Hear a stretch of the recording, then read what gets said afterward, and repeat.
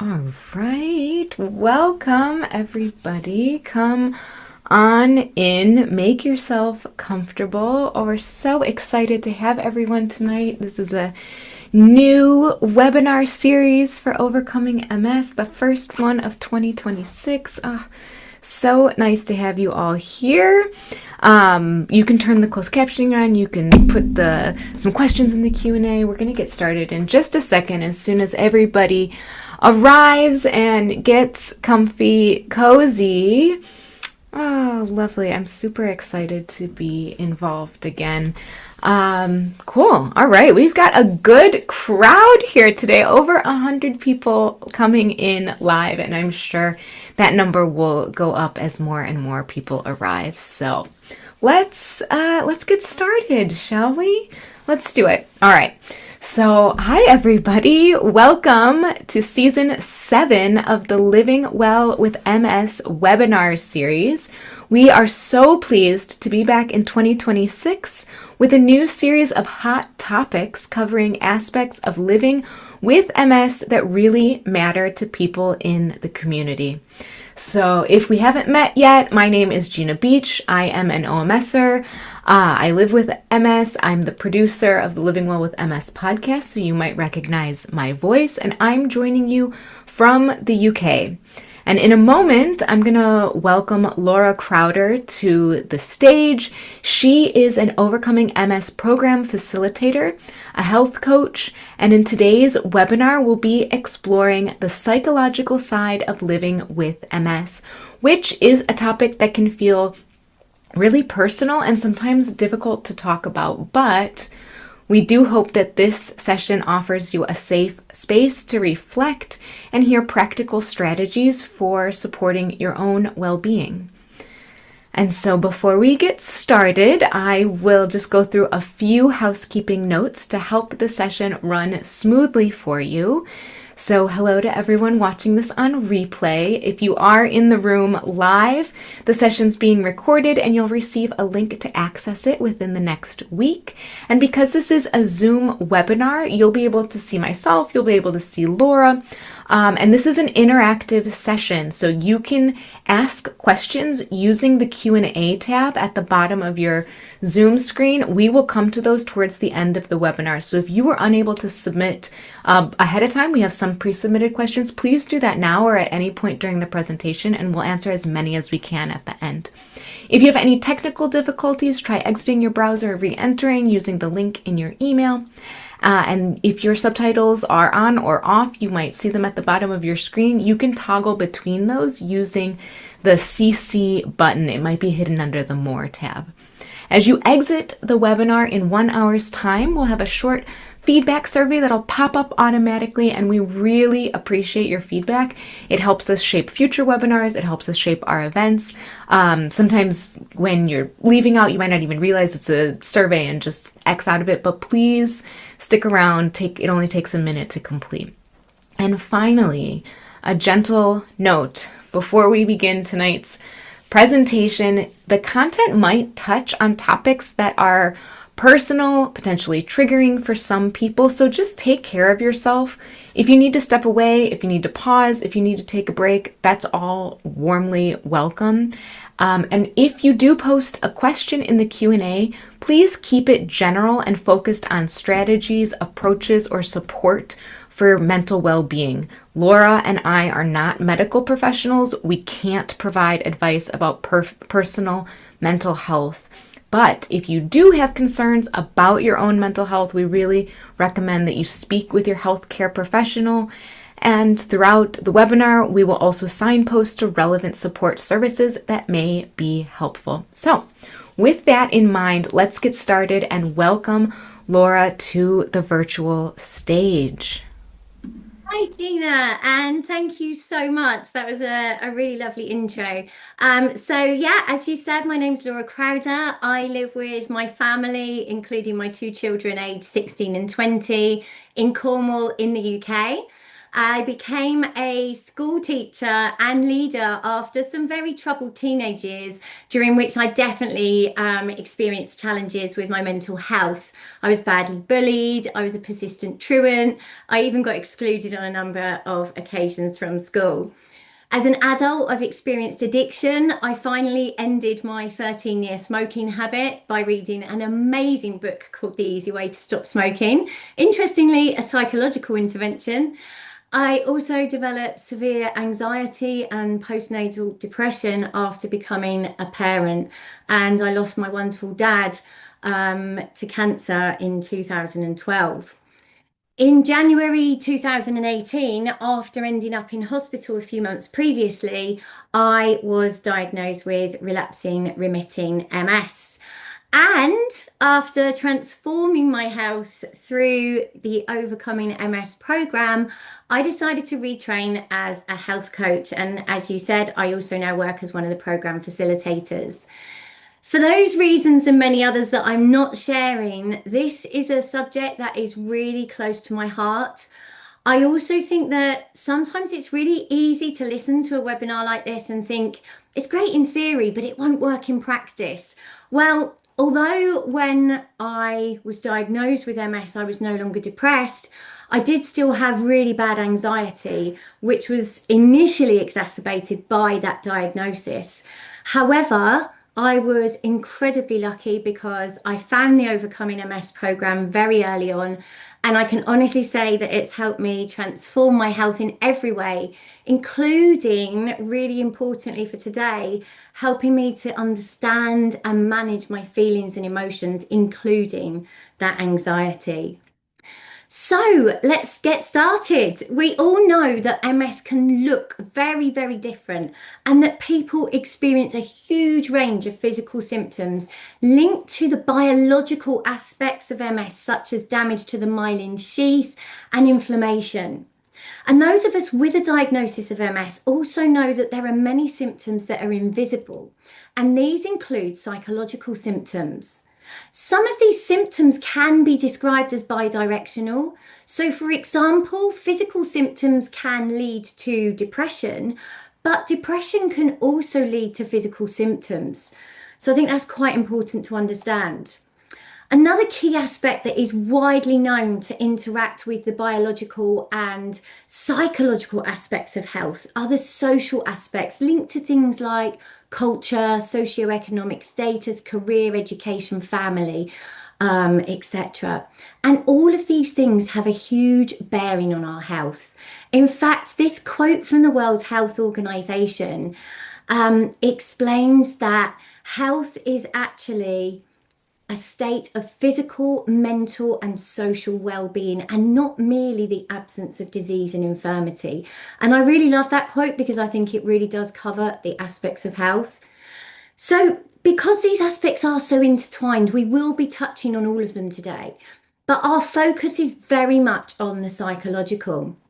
Why have we chosen this? Well, a joint statement prepared by leading UK MS charities in 2023 reported that people with MS were 2 to 3 more times likely, or 2 to 3 times more likely, to experience anxiety and depression than the population as a whole.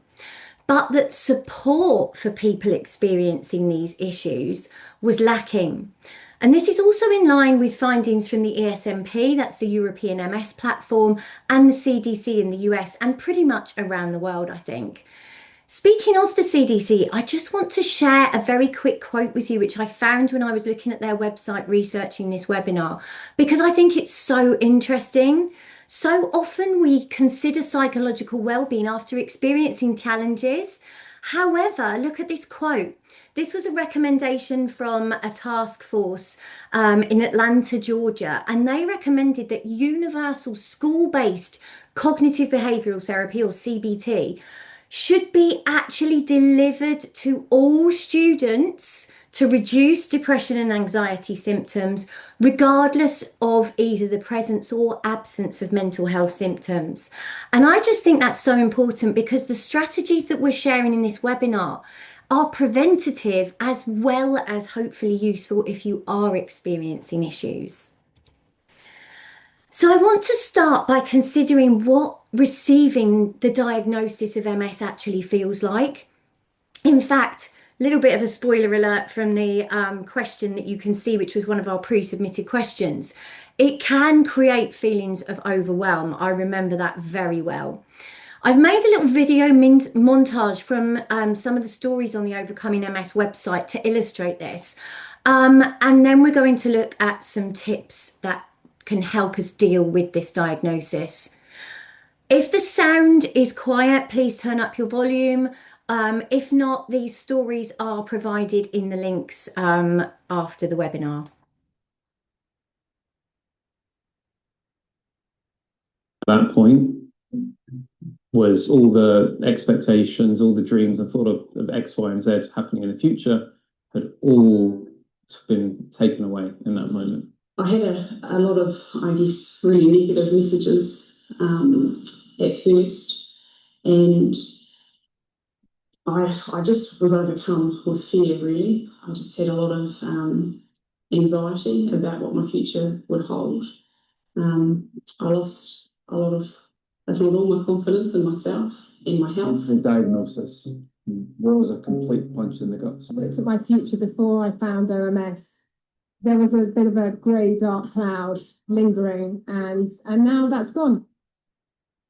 At that point, I do apologise, sorry for starting it again. So yeah, receiving that diagnosis from the perspective of members of our community, and there are many more stories on the website. So I want to share another one of those with you now. This is Pauline, and Pauline describes that sense of fear, but also how hope has been an antidote to that fear. And so my tip for you is, if you are experiencing that sense of overwhelm, which we have all felt, engage with these stories to see how other people who are following the program are living well after a diagnosis of MS. That's what gave me hope at the beginning, and realistic hope is extremely powerful. So, whether you are newly diagnosed or not, dealing with this sense of overwhelm that we just mentioned is crucial. And a huge part of that is accepting the emotions we are feeling around the diagnosis. You might recognize some of them in this image. So if we take grief as an example, the grief that we might feel when we're given this diagnosis, Professor Jelinek, who wrote Overcoming MS, explains how unexpressed grief can lead to low mood or depression. And the problem with that is that this can actually lead to physical symptoms within the body. Now, these are taken from UK National Health Service documents on anxiety and depression.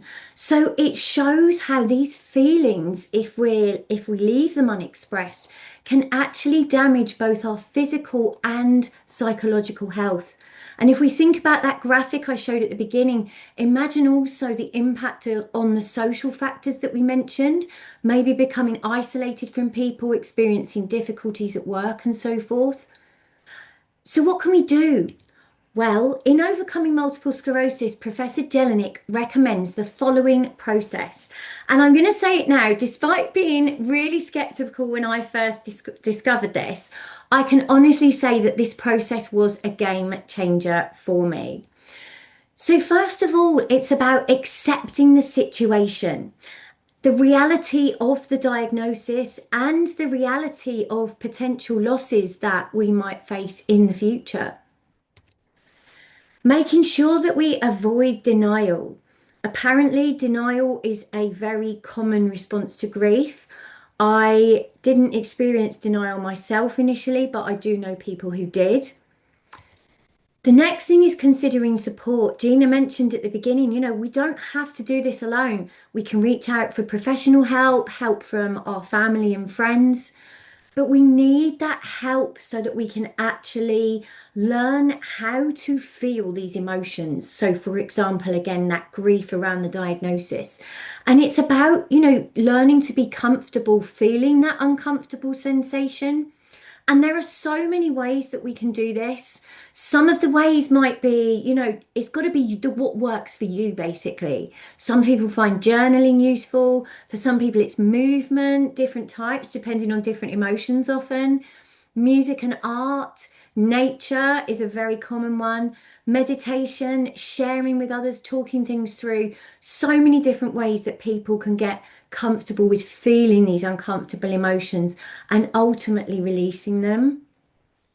And then once we've learnt this process, applying it to any unresolved emotions we might be carrying. Now, this was not something that had occurred to me before diagnosis or before the retreat, actually, that I attended about a year after my diagnosis. And these unresolved emotions, it might sound very woo-woo, as I thought it did initially, but they use up really valuable energy. And that's energy that can not only make us feel quite poorly, but also we want to save it for healing. Now, we just saw how feelings of anxiety, low mood and depression can result in physical symptoms, but so can stress. Now, with anxiety and stress, there's a biological reason we feel it. If we didn't feel anxiety, we'd struggle to act in a dangerous situation. It prepares us to either, fight or flee from that situation, which is great if we need it. But the problem is when it becomes chronic, and it's the same with stress. There's a lot of evidence showing how stress is linked to relapses in MS and inflammation, but it's the chronic stress that's harmful. And this diagram illustrates that too little stress can have a negative impact in terms of our performance. So, for example, preparing for this presentation, I did feel a little bit of stress. Oh, sorry, I've gone a bit too far forward. Yeah, I did feel a little bit of stress preparing for this presentation, but that sort of pushed me to do the research and create the slides. If I hadn't felt any of that stress, I wouldn't have done anything. On the other hand, I could have allowed it to become all-consuming, but I would have become exhausted and possibly burnt out, which would have affected my health and meant that perhaps I couldn't have even been here. Now, with stress, our perception is also key.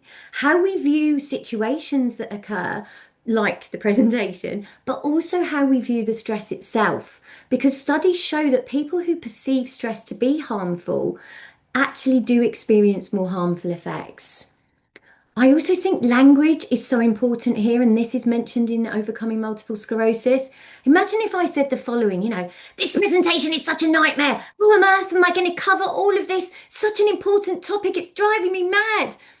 Or if I said, do you know what? There is a lot to cover, but it's such a great opportunity to provide an overview, hopefully give people hope and encourage them to explore a bit further. Think about it. Which one sounds safer to my body? Which one is less likely to lead to burnout? So another tip, listen to yourself, not just your speech, but your thoughts as well, and consider which part of this curve is your language leading to. Now, it does take practice, and I still catch myself regularly after many years of using this strategy, but it really has helped me. Before we leave the mind-body connection, I want to share this with you. Many people with MS experience chronic pain, and I did recently in my upper back. I don't know if it's MS related or not, but I was told about this course recommended by the UK National Health Service, which is a self-management strategy for chronic pain. Now, not only did I find it incredibly useful because it significantly reduced my pain and still has, but it also struck me how similar this approach is to the Overcoming MS program, particularly to this psychological and biological interaction. So I just want to draw your attention here to a couple of the aspects of this program. There's the brain-body link or the mind-body link. There's the acceptance and there's the managing moods. And I really feel that nowadays it's so important that there is recognition of this mind-body connection. When Professor Jelinek first wrote the program over 25 years ago, this was not recognised. So you've seen stories from the website, and there are many more in the books and on the Living Well with MS podcast. Now, these are taken from the Overcoming MS handbook, And in it, Dr. Gartland explains that our reactions and decisions that we make in response to the diagnosis can actually end up determining the course of our disease. They can affect it. So he says it's critical to express our emotions and accept the difficulties that the diagnosis prevents. But he also says the steps or the pillars now of the Overcoming MS program represent a path back to good health. And Dr. Phil Startin also emphasizes this. He says that the emotional resilience and mental strength are particularly important, and that it's possible to make lifestyle changes that alter the trajectory of the progression. And I want to draw particular attention to Phil's quote because I shared that my diagnosis was relapsing-remitting. Phil has a diagnosis of progressive MS, and he's written an incredible chapter in the handbook about what it feels like and how he manages challenges. And I'll give you another tip, which we're going to deal with. Mindfulness and meditation are a big part of his journey, as well as my own. And that leads me, really nicely onto the Overcoming MS program itself, because mindfulness and meditation are part of the stress management pillar. And they're two techniques that are very evidence-based. So I can't share all the evidence with you here for the program, but the website contains so many links to recent research evidence, and the book also contains the evidence the program was originally based on, but it's continually being updated in line with recent research. So studies have repeatedly shown benefits to psychological health and well-being of meditation and mindfulness. And in 2019, a randomized control trial actually found that an online mindfulness intervention led to higher quality of life, lower anxiety and depression, and better sleep in people with MS, which is amazing. And similarly, many studies show the benefits of physical activity in helping those psychological as well as biological symptoms. And studies have shown physical activity can reduce anxiety and depression. Other lifestyle factors covered by the program, such as diet and vitamin D, have also been shown to be associated with fewer perceived cognitive difficulties.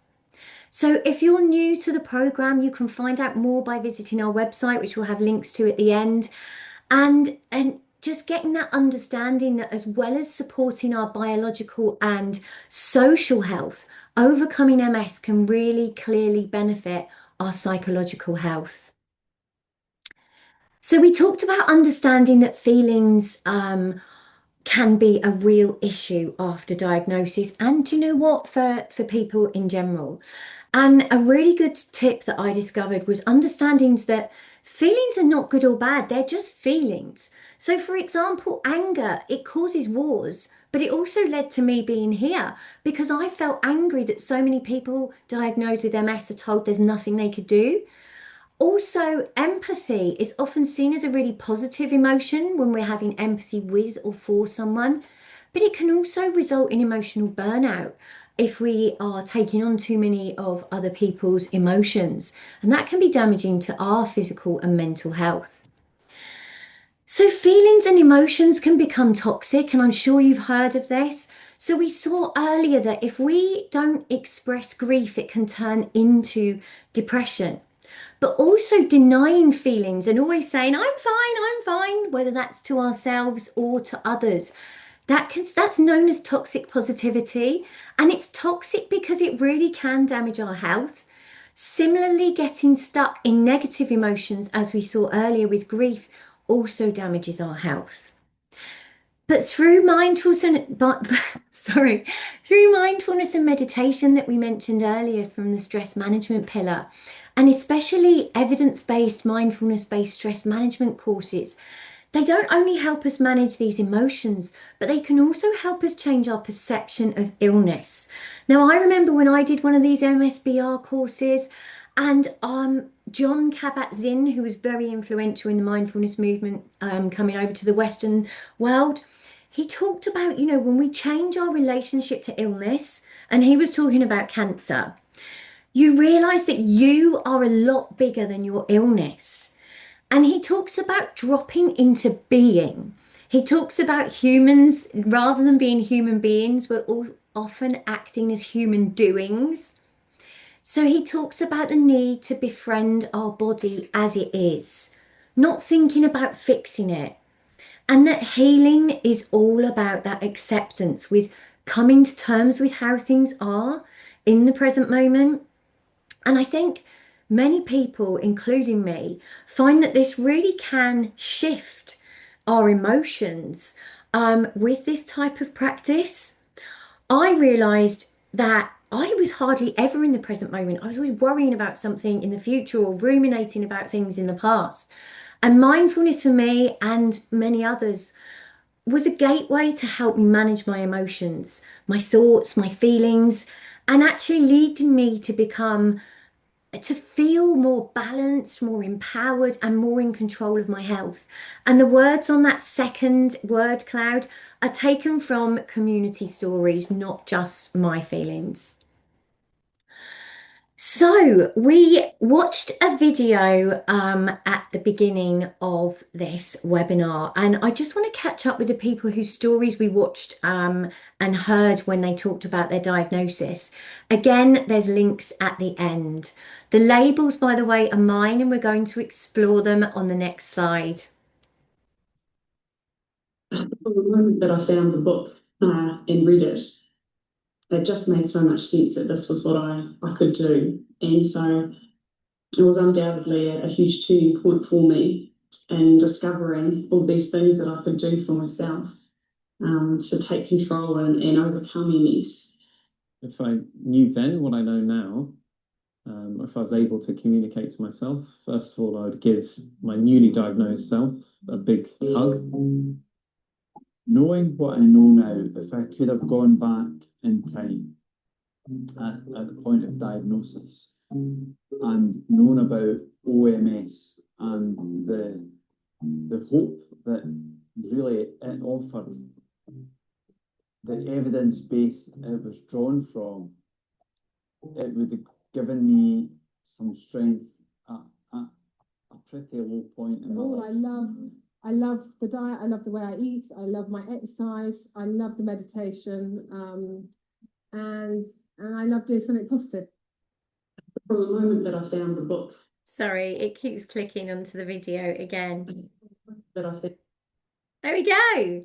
So I have taken some of those feelings and thoughts expressed by people in those videos and created some tips around the Overcoming MS program in general. So first of all, self-compassion.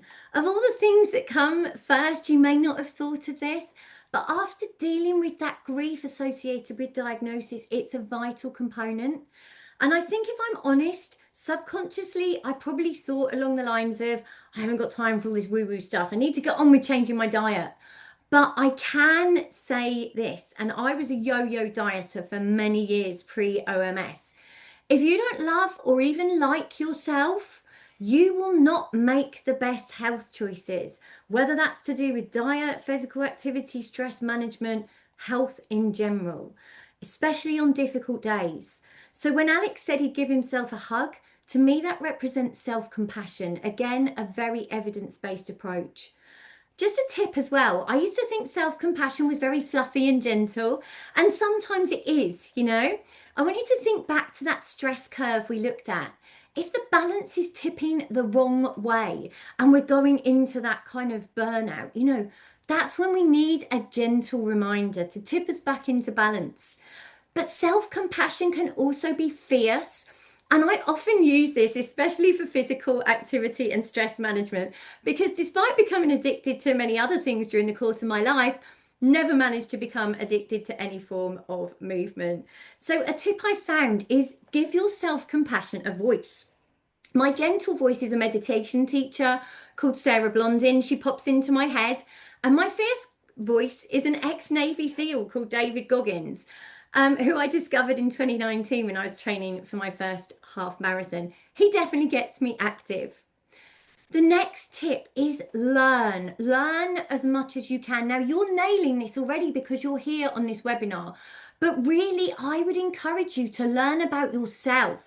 How do you work? Because this is something that no one else can teach you. Coaches can guide you. There are personality tests available, but again, they're only a guide. You are your own expert, and become an expert on yourself. In terms of other learning, focus on evidence-based sources. Obviously, OMS is extensively evidence-based. The original studies can be found in the book and the recent ones on the website, as I said. But be careful with social media, because unfortunately the MS space does contain a lot of toxic positivity and toxic negativity. But the huge evidence base that actually supports lifestyle change gives us hope. It did for me, it did for Ian, who you heard, and it is the word that comes up so often when you speak to people following the program. And I think that hope, well, I don't think, sorry, hope is not just, again, a nice concept. Hope has been studied, and it's been found to have stress buffering effects for people with MS. So it actually, again, is evidence-based. Now, if you're finding it hard, if you are currently feeling depressed and thinking, well, how on earth am I supposed to feel helpful? Obviously, we've talked about ways of managing those emotions, but a really useful strategy for me, and other people have said they found it so useful. Find change mentors, okay? I talk about this in pathway sessions and share mine. I'm continually adding to the list. They can literally be anyone. So Sarah Blondin, David Goggins are two of mine. Mine also include an Olympic athlete and a mountain climber, both of whom have a diagnosis of MS. But do you know what? I'm not trying to emulate their physical achievements. What I'm interested in is what I can learn from them in terms of how they think, if you like, their psychological side. And I've learnt so much from people. It's also so important to find people who had a similar starting point to where you are now. So it's all very well having those Olympic athletes and people like that, but you need people who are in the similar position to you now, whatever your situation looks like. Find people who were there and have made positive changes that inspire you. That really will show you hope and give you something to fall back on tricky days. Another tip is perception. We saw Sophie in that last video talking about how she loves the diet, the physical activity and everything. And believe it or not, it makes a huge difference. We've always got a choice of perception. Now, when I first started making the lifestyle changes, I had missed most of these psychological, well, I think actually all of these psychological strategies that we've spoken of.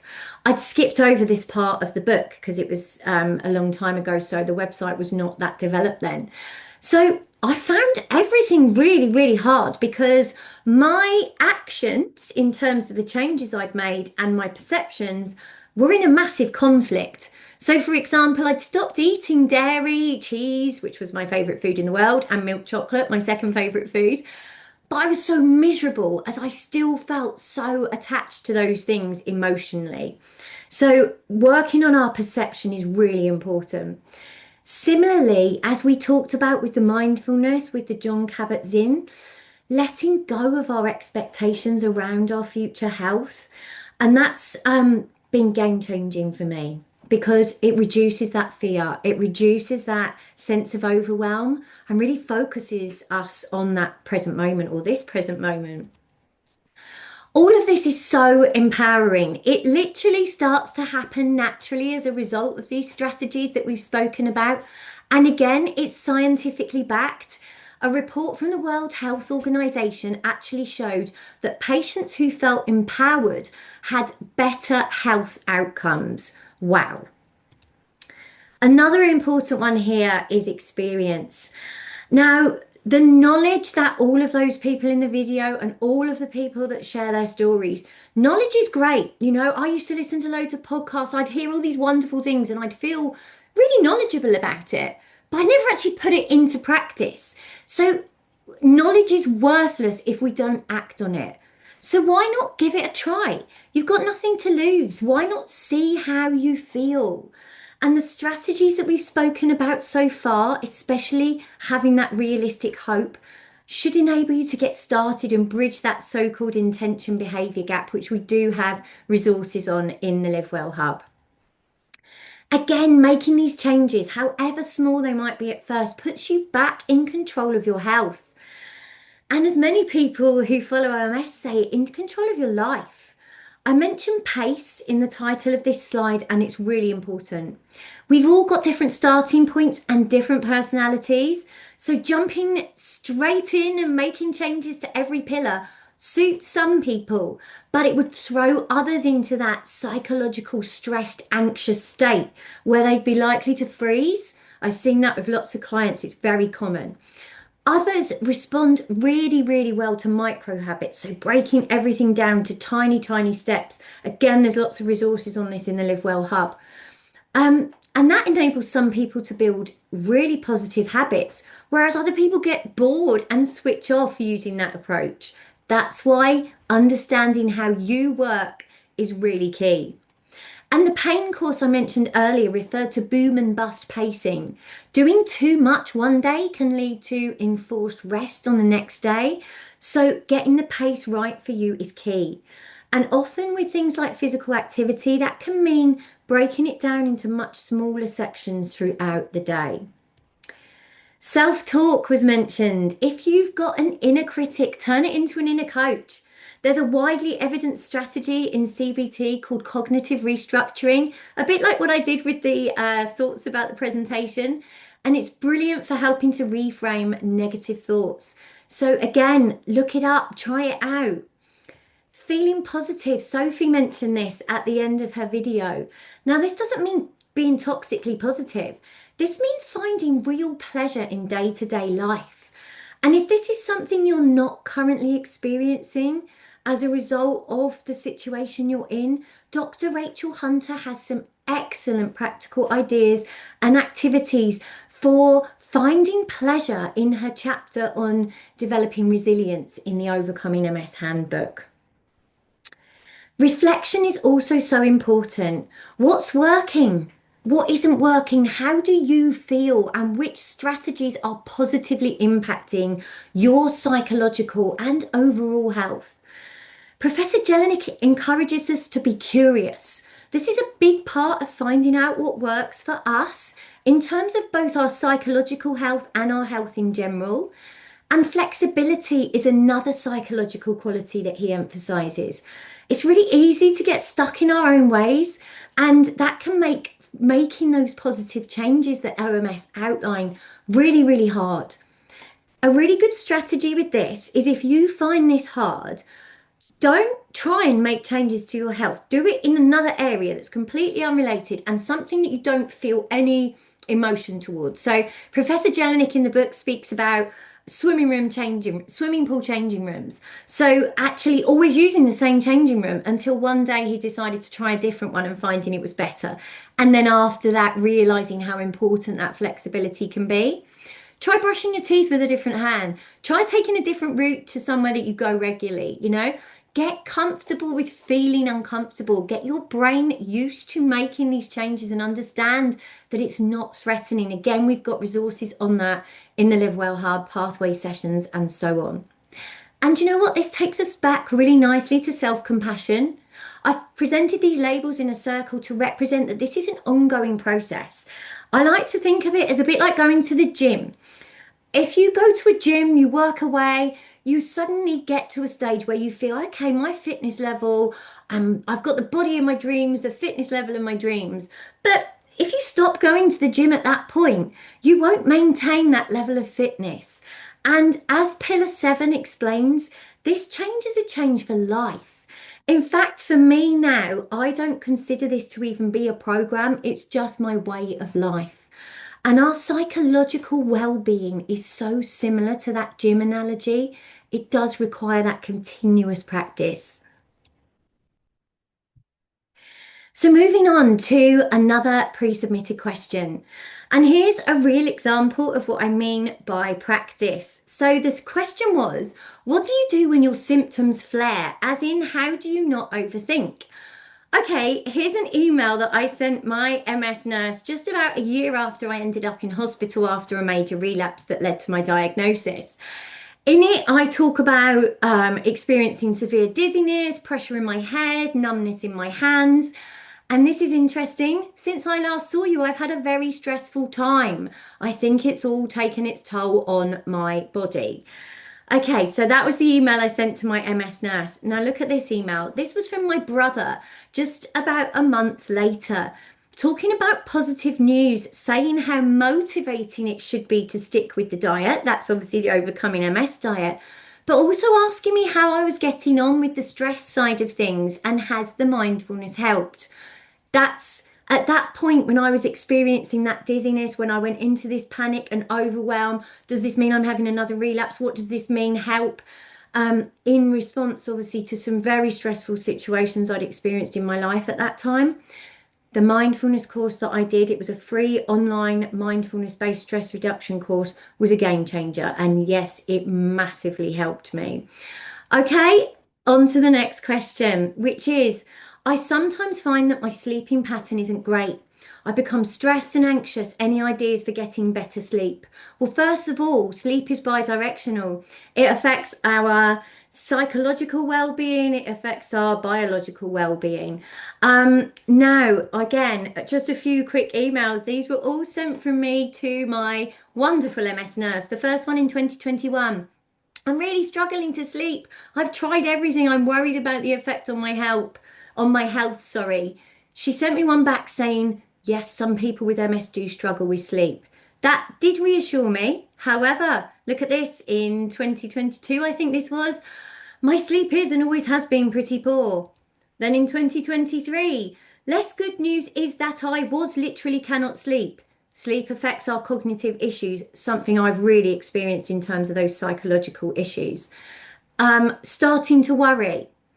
And last one, sent in 2024, desperation to ask if there is any way you can refer me to someone who can help me sleep. So clearly, I am exactly like this person. I am very stressed, I'm very anxious, and I'm not sleeping well. Now, these were the tips presented by Neil Stanley, PhD, who's a sleep expert who presented at the Living Well Live.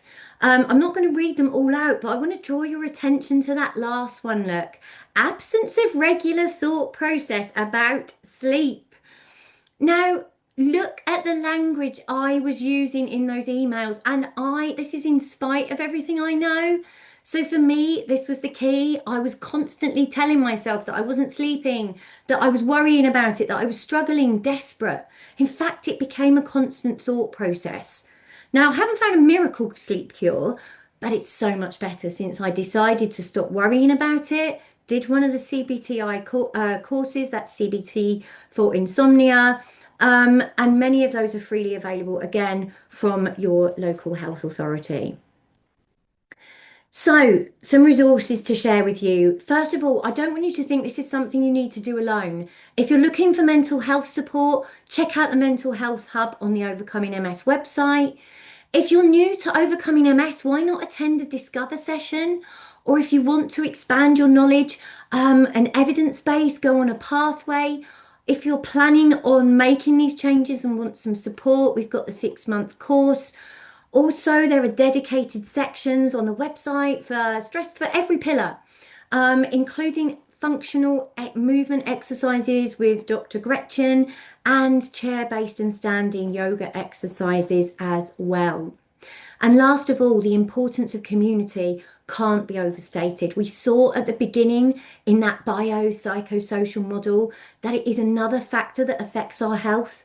And even with very supportive families and friends, it can be really hard for them to understand.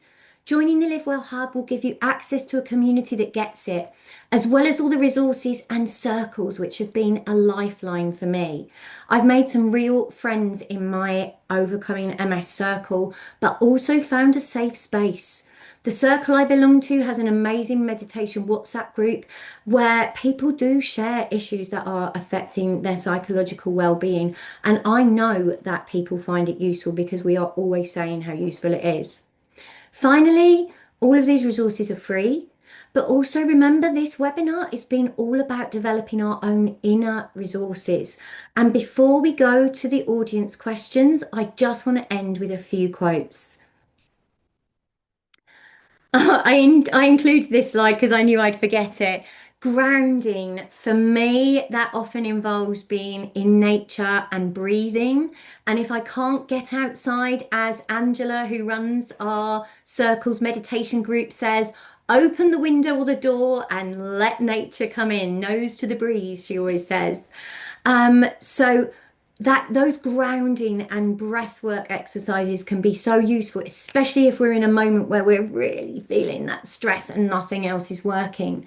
Some people find movement like yoga, even boxing, boxing a pillow may be useful. Other people use their senses, tapping, or even cold water on the wrist, sorry. There isn't any perfect answer. It's finding what works for you and also focusing on things that you can control. When Professor Jelinek wrote the Overcoming MS program, he had a sign on his wall saying the process is the outcome. And letting go of those expectations, like we said, can enable us to really focus on the present moment. And if you think about it, what we are doing right now is actually helping to create our future. So here are those quotes. This is from Linda Bloom, our charity founder. She speaks again about empowerment, but she says that she would recommend 3 things. Speaking to people who've empowered themselves already, like the people that we saw on the videos and people in Circles and on the hub, listening to and sharing those stories. And finally, this is so important and really important for today's webinar, believe in yourself. You have the inner resources that you need to live a full life after this diagnosis of MS.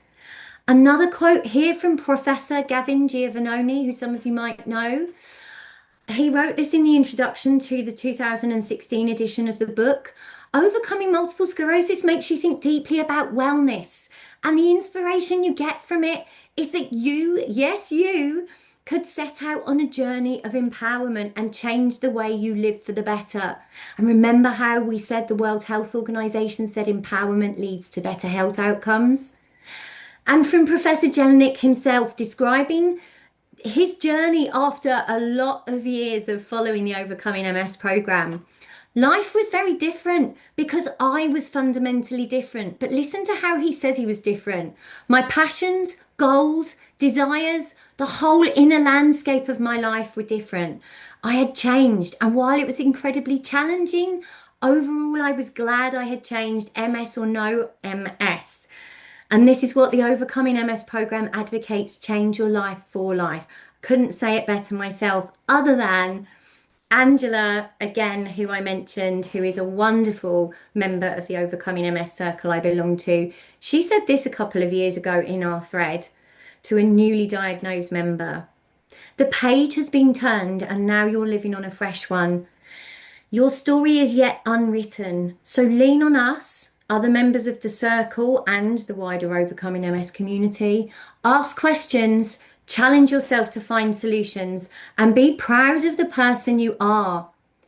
Professor Jelinek makes it clear that the Overcoming MS program can't promise to cure all your physical symptoms, although many people experience huge improvements, I have myself.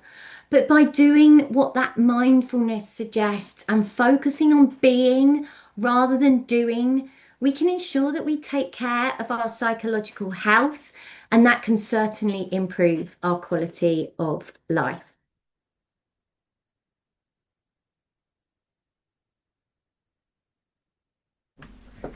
Thank you so much, Laura. You packed so much into such a short amount of time. We are so appreciative, and we'll make sure that everyone gets the slides and the links to the videos, because I know that was so much. And you'll also have the recording, so if you want to go back and listen, or you want to listen at a half speed or something to get it all again, we'll make sure that that happens. We have some more pre-submitted questions, and we also have some live questions in the chat. If you haven't had a chance, now is the time to get those in. So the first one is, do you have a go-to self-care routine? Well, as someone who's quite neurodivergent, I'm not great with routines. But I do love a good bath. I love a good book. I love getting outside in nature, and I love any type of movement.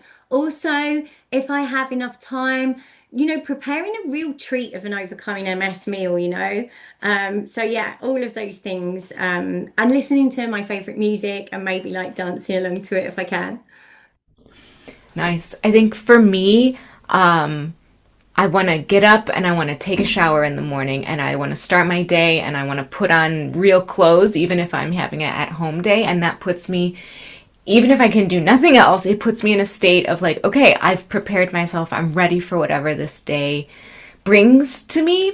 And I find that I feel better on days when I follow that, even though it's such a, seemingly small, simple thing. It makes me feel like I've already accomplished something by the time I actually get my day started. So here's one. How do you stay motivated to try new things even when MS makes it hard? I feel like I was more adventurous before having MS and now I'm a super overthinker. Okay, so I'm a fellow overthinker. Hi. I'm still an overthinker, but I think I've changed my relationship with those thoughts. So that's been really important in helping to motivate me.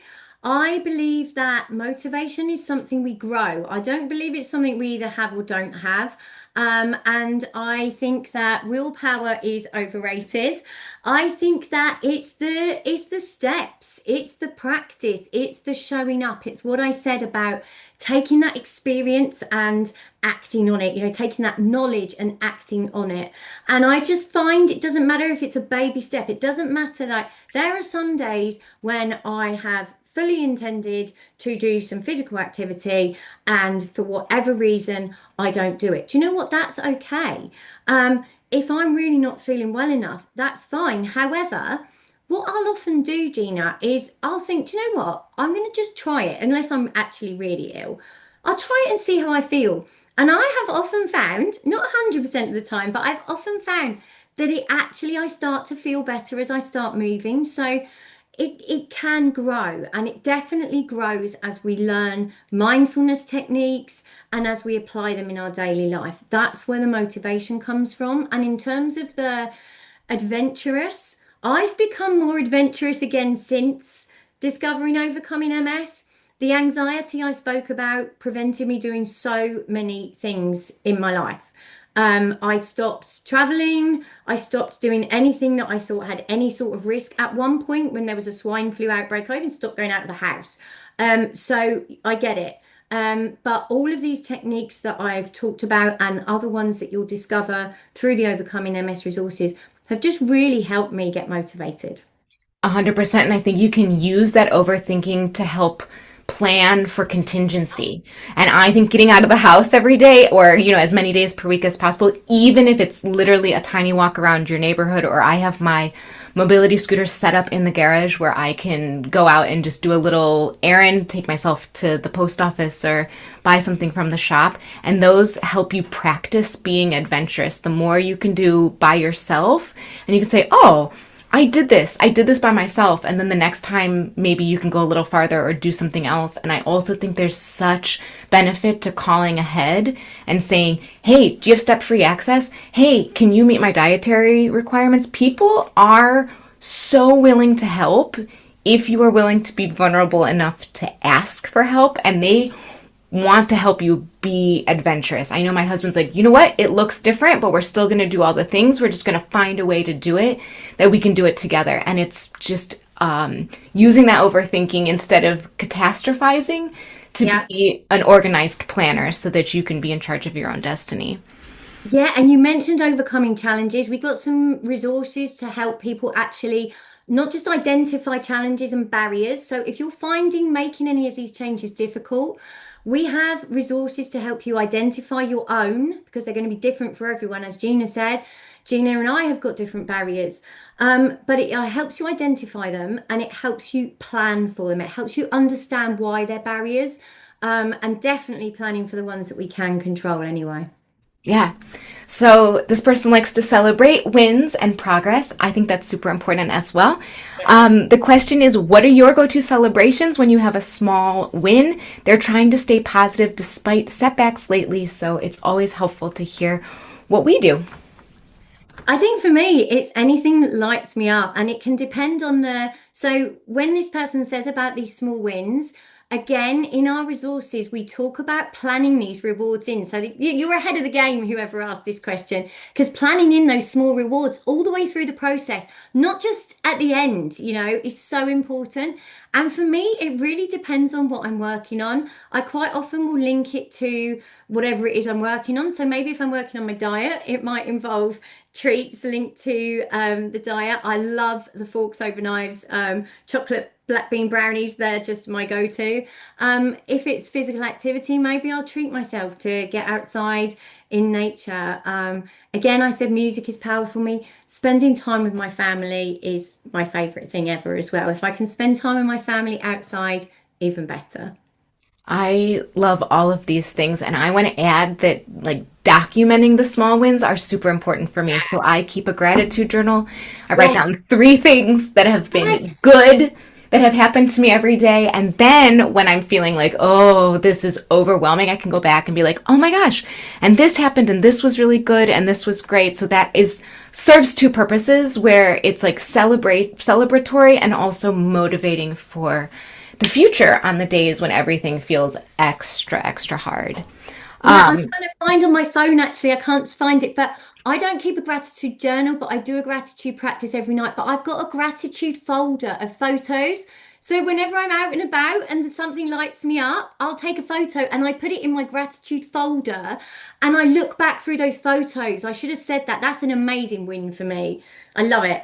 Yeah, there's no wrong way to do this, right? Some people make a poster on the wall, or you can have sticky notes, or, use your technology. But yeah, the more we can surround ourselves by small joys and remind ourselves that, yes, MS, but also everything else. The next question says people with MS often have low levels of dopamine, lower than the general population. So what is it exactly, and how can we elevate ours? Okay, so as we said at the beginning, we're not medical practitioners. Dopamine is also linked to other conditions, including, I believe, ADHD. Yeah, Parkinson's, depression. Yeah, I would say that the most important thing to do if you're interested in the role of dopamine is speak to your medical team. And I believe they can help you. Certainly, in terms of elevating dopamine levels, though, I would say anything that gives you pleasure is going to elevate those levels. So, all of the strategies that we talked about, managing those emotions, feeling those positive emotions, go for it. Yeah, so that mirrors exactly what the Cleveland Clinic says, which says do activities that help you feel relaxed. So exercise, meditation, yoga, getting a massage, play with a pet, walk in nature, read a book. And they also say that the foods that increase your dopamine levels are almonds, apples, avocados, bananas, pumpkin seeds, turmeric, watermelon, all of these delicious foods that we promote as part of a healthy anti-inflammatory diet at overcoming MS. So stay the course and speak to your healthcare professional if you think you need some medication to help, because there's no shame in taking an antidepressant or getting a referral for something that you can solve, right? Like why not go that route if that's something that can increase your quality of life? Yeah. So we mentioned a little bit about ADHD and how neurodivergence and MS may or may not be comorbidities, but how can people cope with MS fatigue clashes with periods of high energy or high mental focus from ADHD? Again, I would say if you have a diagnosis of ADHD, I would speak to your ADHD practitioner because I think I wouldn't like to give advice on it. I definitely have a lot of ADHD tendencies. I've never been formally diagnosed, so I wouldn't like to actually make that comment. I can see someone here, who's just asked about having physical they're struggling physically, sorry, for the first time. And I'm just reading it and it just made me think of two things. One is Phil Starting's chapter in the Overcoming MS Handbook. Now, I don't know whether this person has progressive MS or not, but even if you haven't, for me, with a diagnosis of relapsing remitting MS, it was so useful. But also Karen Law's chapter in the Overcoming MS Handbook. She talks about exactly that, experiencing a relapse after many, many years of health. And she talks about how she almost reverse engineered that kind of what's led to this. Again, stress was a big issue that she found. She also realized that she'd started drinking alcohol again. And when she stopped drinking alcohol, she found that that improved her symptoms. Obviously, on the Overcoming MS program, I think it says that if you stick within the guidelines, that's fine. But some people with anxiety and depression definitely find that alcohol makes those symptoms worse. So I don't personally drink alcohol. I haven't done for, I don't know, 6, 7 years now. But Same. yeah, it's my mood definitely. I didn't stop drinking alcohol necessarily just because of MS. It was actually for a completely unrelated reason and only temporary. But I kept it up. I stopped it for a race, actually. I couldn't train. And I felt so much better. My mood stabilized. So I never went back to it. So I was so interested when I read that Karen Law also found that. So I'm just sharing with that person. You may not drink alcohol either, but again, I would still recommend those chapters because Karen Law also speaks about the impact of stress on declining health. And Phil talks about maintaining just maintaining that belief and that progress with the pillars of the Overcoming MS program in spite of those difficulties. So well worth a read. So we're at time and I want to be respectful for everyone, but Laura, do you have a couple extra minutes to answer the last two questions? If you need to go, that's totally fine. You will get the recording later. So if that is an issue for you, don't worry. So our next question is related to sleep again. So have you tried melatonin for deeper or better sleep? Can I talk to my healthcare professional about this? And related to that, someone has suggested the book, The Sleep Book by Guy Meadows, if you are struggling with sleep. And I have always been a great sleeper. And then MS hit and I became a less great sleeper. So what do you think, Laura? Well, first of all, again, coming from a medical side of things, it depends which country you're in because melatonin in the UK, you can only get on prescription. And I don't believe, well, they may prescribe it to you if you have a diagnosis of MS, but as far as I'm aware, you can only get it for jet lag. But again, it might be worth speaking to your practitioner. I believe you also may have to be aged over the age of 50. Not that I've done any research into this, of course. If you're in Europe, I know in Spain, I was able to get melatonin on the shelf, literally buy it from a pharmacy. I tried it, found it worked briefly, then didn't work. So again, there's differing evidence as well about interactions and how beneficial or otherwise it can be to MS. So again, with any other type of medication, I would say it isn't recommended by the program. Professor Jelinek, I think, mentions it in a kind of don't try it way in the book, although I have subsequently seen some people say do. So I would suggest following CBTI programs. If you can get one through your health practitioner, brilliant, because they are slightly different to your usual CBT. Also, yeah, any of those books. I think Neil Stanley shared his as well at Living Well Live. But yeah. Yeah, and I will say that I've shifted my perspective. When I can't sleep, I lay there and I say, I am resting my body. I'm laying here closing my eyes instead of this constant oh no, I'm not sleeping and now I'm checking the time and now I only have 5 more hours until I have to wake up and now I only have 4 more hours to wake up. And then I say, oh, well, I'm still going to rest even though maybe I'm not in the deepest sleep, and usually I drift off a little bit. So, and I've let go of the worry. Okay, sleep is everywhere at the moment. Everyone tells you it's so damaging to your health not to sleep. Okay, I'm not arguing that. All I'm saying is it isn't helpful to focus on that. I got into a stage where I focused on that. My sleep got worse. Another strategy from CBTI. If you're lying there awake and you're lying there awake and you're lying there awake and meditation and things like that don't work, get out of bed, do something else. Sounds really counterintuitive. Again, it worked for me and many other people because it's part of the CBTI method. Wonderful. All right.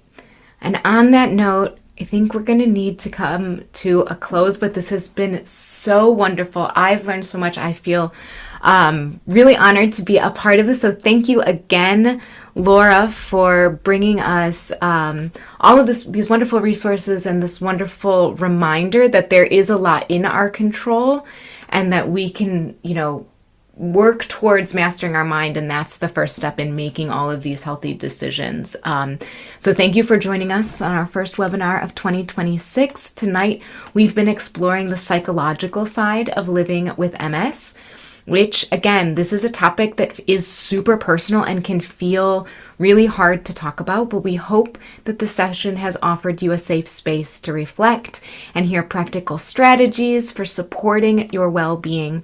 Please remember, support is always available, whether it's through Overcoming MS, join us on the hub, join your local circle, whether it's through your own healthcare professional, be a diva, ask the questions, demand a second opinion, like take your health into your own hands, or community support, so your family, your friends, the people around you. If you have found this webinar useful and you would like to join us next time, we will be back on the 15th of April, same time, with Dr. Jonathan White, who will be discussing MS and medication, making sense of your options. So make sure you've signed up to our newsletter or check the events page on the Overcoming MS website, overcomingms.org/events, when registration opens. And please, please, please fill out our short survey that pops up when you leave the Zoom. It'll pop up automatically. It only takes a couple minutes. We really appreciate your feedback. It helps us improve future webinars and events going forward. So thank you all for joining. Thank you for being part of this community. Take care of yourselves, and we hope we see you again very soon. Bye.